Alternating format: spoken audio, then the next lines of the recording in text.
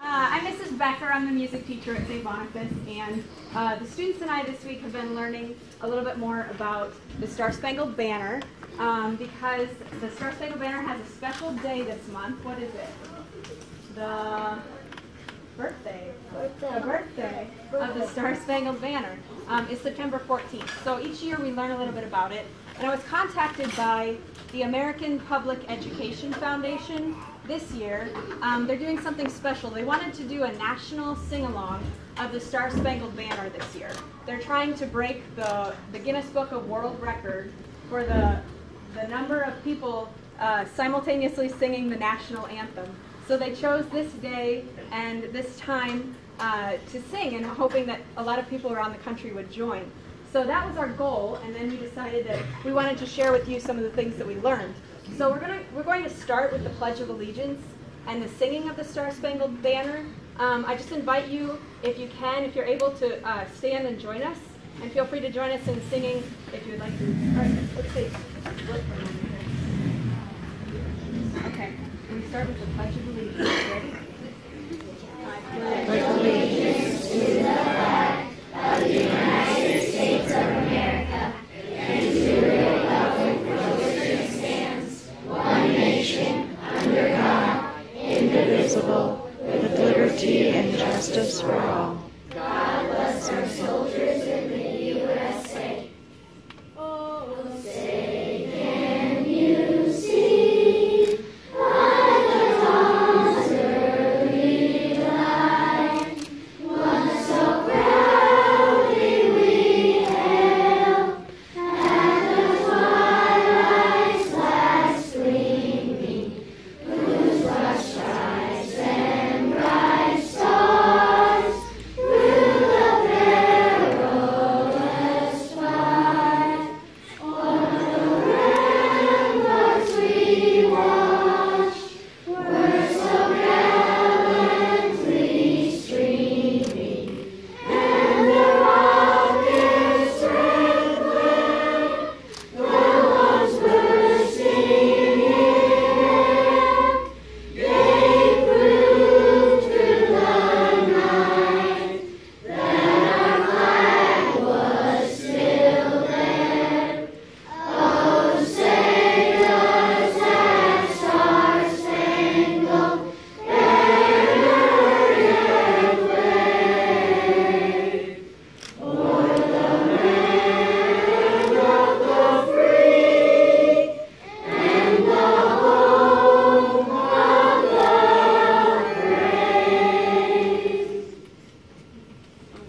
Feel free to have a seat. The first and second graders, I think we're going to do that first. The first and second graders are going to share some things that they learned. Kindergarten, could you come right up there and you can sit down and watch the okay? Fifth and sixth, you guys can come over this way. You can either stand or have a seat over here. Third and fourth, just hang on there. Okay? First and second graders, will you pick up your papers, please? Okay. The first and second graders thought that there were some words in the Star-Spangled Banner that were pretty big words and some pretty difficult words. So we decided that we wanted to learn a little bit more about these words. So the first word that we came across was the word dawn. So go ahead and hold up your pictures for dawn. Okay, so we talked about dawn is a certain time of day. What time of day is dawn? When the sun is rising. Yes, when the sun is coming up early in the morning. And we know that Francis Scott Key wrote that song when the sun was coming up and he could see the flag flying over Fort McHenry. So we learned about the dawn. Okay, go ahead and turn to the next one. Good job. It's a lot to keep track of. Okay, our next word was the word hailed. And at first we thought hail is what falls out of the sky sometimes, the little ice that falls out of the sky, which is true, but this hailed is a little bit different. In the Star-Spangled Banner, they talk about, they hailed the flag, they saw the flag. So what does hailed mean? Greeting. Yeah, another meaning for hailed is to greet somebody, or to see somebody or something. So those are our pictures for hailed. Hold them up nice and high. There we go. Good. Okay, and then the next word The next word was twilight. So twilight is also a time of day When is twilight? When the sun is setting. Yes, when the sun is setting. So we've got some great pictures of twilight. That's when the battle at Fort McHenry began, when it was twilight, right as the sun was going down. Okay, the next word was perilous. That's kind of a big word, perilous. What does perilous mean? Dangerous. Good, dangerous. So the Star Spangled Banner talks about it being a perilous fight. So we drew pictures of things that are dangerous.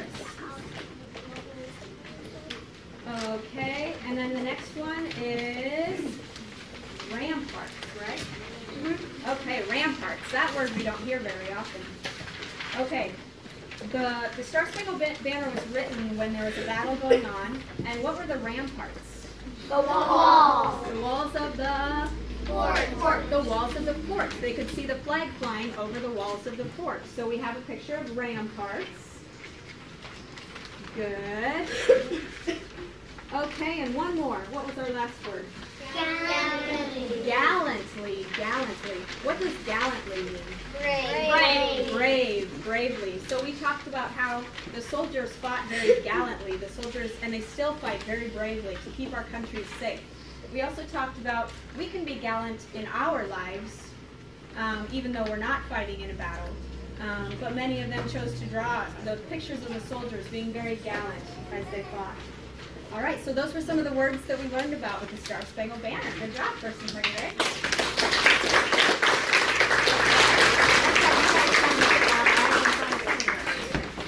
All right, and the third and fourth graders put together a little skit.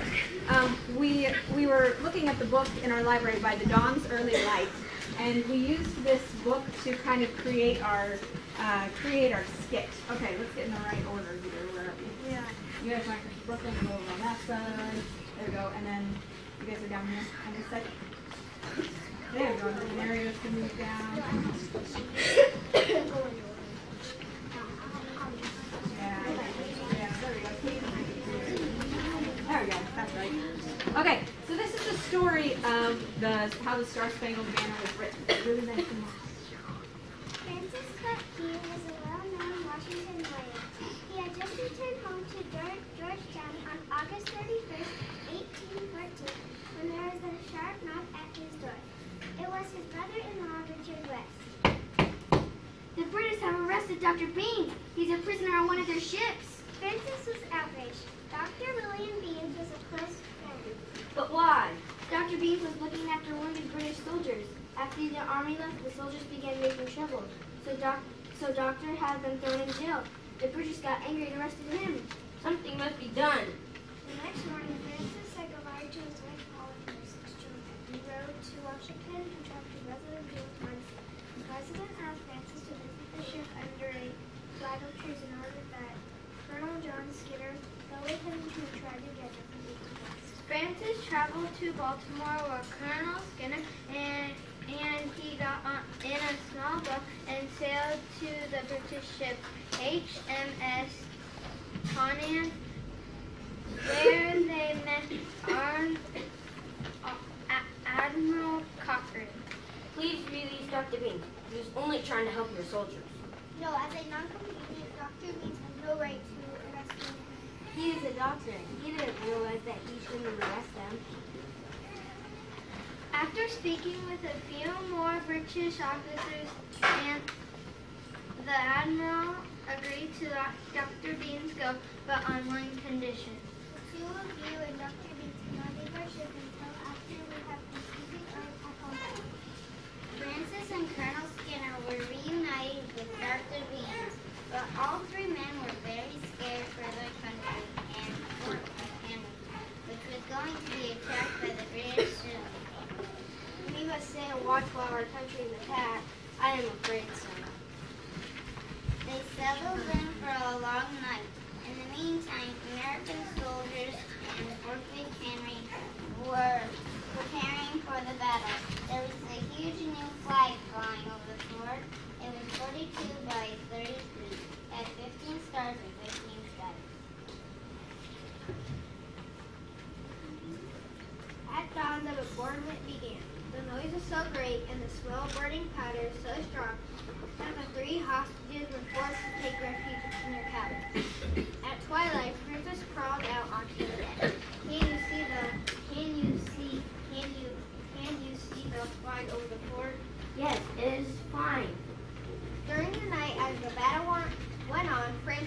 again. When a bomb lit up the night sky, Francis could still see the flag waving. At dawn, the fight was finally over. It was the morning of September 1st. Francis, Dr. Bean, and Colonel Skinner all went to breakfast on the sea. Fort McKinley had survived the British attack. They strained the sea in the early morning light through the fog and smoke. There it is. I see it. It is so fine. This told the three men that their country had won the battle. Fort McKinley was safe. Francis had written poetry his whole life, and he was inspired as he saw the tattered flag waving in the breeze. He took his own letter from his pocket and started writing. Oh, say, can you see private arms early? Francis wrote Horace Dances of the Storm, and the next day when he, Dr. Beans, and Colonel Skinner were allowed to leave the British ship to return to Baltimore and share the poem with his friends, they printed it in the paper. Soon after, people began singing the words of the poem along to an old song they knew. In 1916, the Star-Spangled Banner began being played or sung on special occasions. And in 1931, Congress declared the Star-Spangled Banner as the national anthem of the United States of America.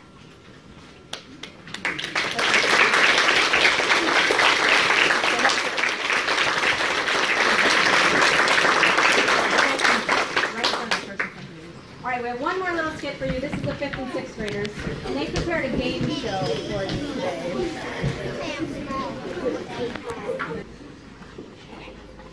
Welcome to another round of U.S. Skits, the game show where Americans show their pride in their country by answering trivia questions about the history of the good old USA.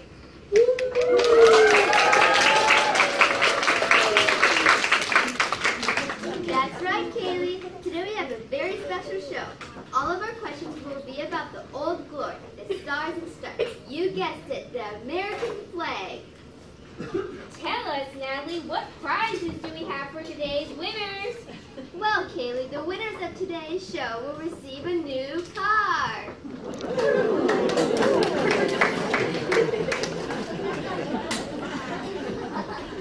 Wow, I can't wait to see who the lucky winners will be. Let's get started with our two teams for today. On my left, we have Team Stars. Let's hear it for them. On my right, we have Team Stripes. Let's hear it for them.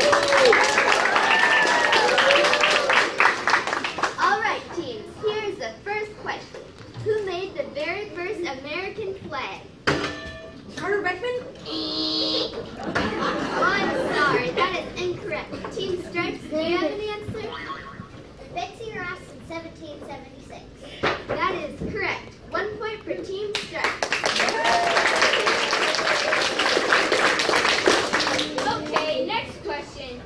What do the red, white, and blue colors of the flag represent?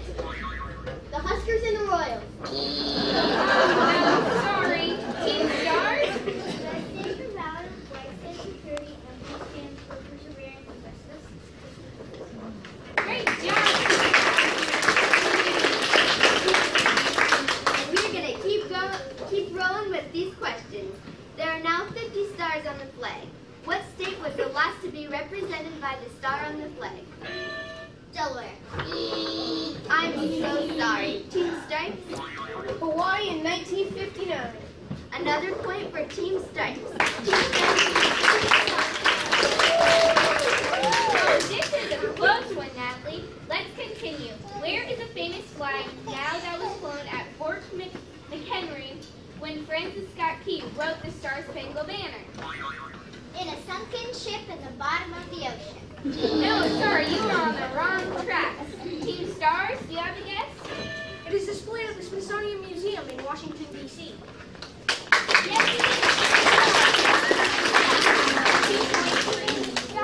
Oh no, Kaylee, that sound means we are running out of time. Let's move on to our final round. All right, Natalie. In the final round, I will give one question, and each team will have 5 seconds to answer. We will continue until one team cannot think of an answer anymore. Are you ready, team? All right, here's the question. How are Americans supposed to take care of the flag? The flag should always be lit even at night. The flag should only be flown upside down as a distress signal. The flag should only be worn as part of the military, firemen, policemen, or patriotic uniform. The flag should not touch the ground when it is lowered. The flag should always be full immediately when it is taken down. When the flag is too worn to fly, it should be burned. Oh, and time is up. Great job to both teams, but Team Stripes is our winner today. Congratulations to everyone on their excellent answers and knowledge of the American flag. Join us next time for another round of U.S. Skits and test your knowledge of the history of your favorite country, USA.